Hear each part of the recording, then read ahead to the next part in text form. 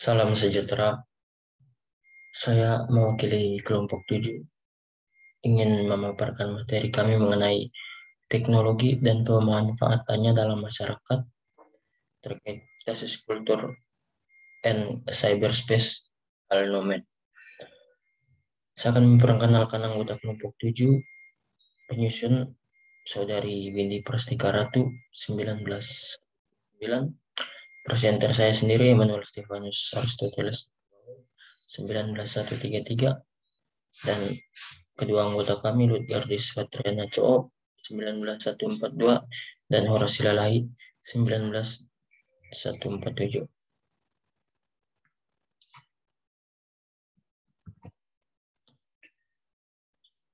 Yang pertama, kita masuk ke pengertian digital nomad. Digital nomad merupakan istilah yang digunakan untuk seseorang yang bekerja pada dunia digital atau menggunakan internet namun tidak terikat tempat maupun waktu. Sama seperti namanya, digital yaitu yang berhubungan dengan teknologi, internet, jaringan, dan lainnya. Serta nomad yang berasal dari kata nomaden, yaitu berpindah-pindah. Gaya hidup nomaden digital telah dimungkinkan melalui beberapa inovasi, termasuk perangkat lunak manajemen konten, akses internet murah melalui Wi-Fi, smartphone, dan voice over internal protokol untuk menghubungi klien dan pengusaha. Selain itu, pertumbuhan GIG ekonomi juga berperan. Namun dalam pelaksanaan digital nomad sering terjadi berbagai hal dan kasus yang ditimbulkan darinya. Kasus digital nomad. Dan Anthony Gray, seorang warga Amerika Serikat, melalui cuitan Twitter, pertama kali mencuit tentang kehidupannya di Bali di akun Twitter miliknya @Christian_Tuti pada Sabtu 16 Januari 2021 lalu. Miliknya menjelaskan bahwa ia pergi ke Bali bersama kekasihnya untuk meningkatkan gaya hidup mereka. Banyak keuntungan yang didapat olehnya selama berada di Pulau Dewata Bali, dan dalam cuitannya ia menyertakan foto-foto bagaimana ia menghabiskan waktu di Bali. Di akhir cuitannya, Gray menjual e-book dengan judul Our Bali Life is Young seharga $30 Amerika. Dengan cuitannya ini, ia kemudian dipanggil pihak kantor imigrasi Denpasar untuk menjalani pemeriksaan. Dari hasil pemeriksaan, diketahui Gray datang ke Bali menggunakan visa kunjungan B211 yang hanya digunakan untuk berlibur.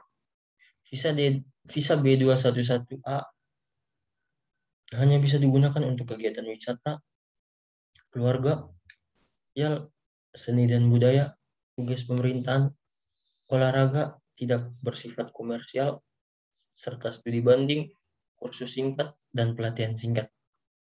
Lalu melakukan perbincangan bisnis, melakukan barang, memberikan ceramah atau mengikuti seminar, mengikuti pameran internasional, mengikuti rapat yang diadakan dengan kantor pusat atau perwakilan di Indonesia, meneruskan perjalanan ke negara lain, dan bergabung dengan alat angkut yang berada di wilayah Indonesia. Sementara itu, Gray telah menyalahgunakan visa B211A miliknya untuk berbisnis. Yang telah diketahui, Gray menjual e-book seharga $30 Amerika. Takannya itu, ia juga membuka jasa konsultasi mengenai Bali seharga $50 Amerika per 45 menit. Bisnis yang dilakukan Gray itu melanggar pasal 122 huruf A Undang-Undang Nomor 6 Tahun 2011 tentang keimigrasian. Setiap orang asing yang dengan sengaja menyalahgunakan atau melakukan kegiatan yang tidak sesuai dengan maksud dan tujuan pemberian izin tinggal yang diberikan kepadanya, bunyi pasal tersebut. Mengutip Tribun Bali, selain pasal 122 huruf A UU Nomor 6 Tahun 2011 tentang keimigrasian, apa yang dicuitkan Gray dalam Twitternya juga bertentangan dengan surat edaran Kepala Satgas Penanganan COVID-19 Nomor 2 Tahun 2021 tentang protokol kesehatan perjalanan internasional dalam masa pandemi COVID-19.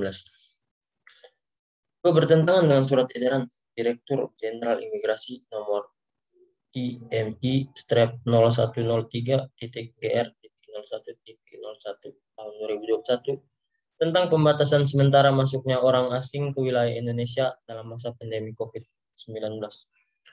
Karena itu, Gray pun dideportasi. Gray dideportasi karena telah melanggar pasal 122 huruf A UU nomor 6 tahun 2011 tentang keimigrasian dan surat edaran terkait COVID-19. Analisis kasus kultur and cyberspace digital nomad. Pendapat kelompok mengenai kasus. Dari apa yang telah kami analisis tentang kasus, kami setuju dengan pendapat bahwa untuk mendeportasi pelaku kejahatan digital nomad, karena jika tidak melakukan pendeportasian akan mengakibatkan pelaku dapat terus melakukan kegiatan kejahatannya di negara kita yang akan mengganggu ketertiban hukum di Indonesia. Lalu, deportasi ini biasanya terjadi tanpa direncanakan untuk memastikan keamanan umum di seluruh kawasan Indonesia. Baik jadi ada keunggulan dan kelemahan digital nomad. Kelebihan dari digital nomad itu yang pertama bisa bekerja tanpa adanya ikatan waktu.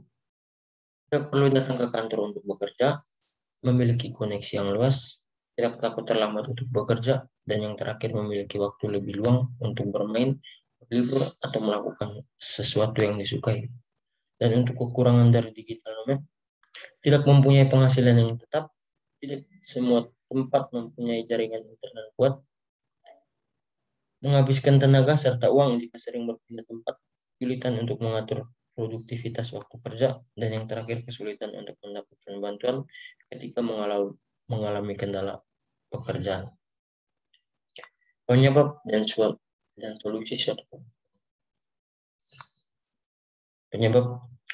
Kelompok kami menemukan penyebab deportasi Kristen Ray dikarenakan dia menyalahgunakan visa B211A untuk bermistis.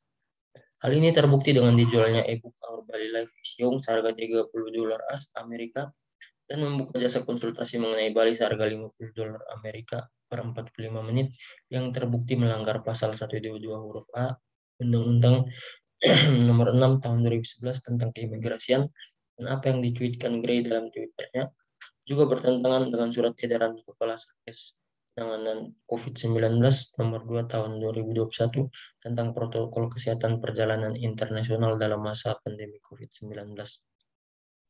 Untuk solusi yang bisa ditawarkan oleh kelompok kami adalah pendeportasian sang pelaku kembali ke negara asalnya. Sekian presentasi dan materi dari kelompok kami. Terima kasih.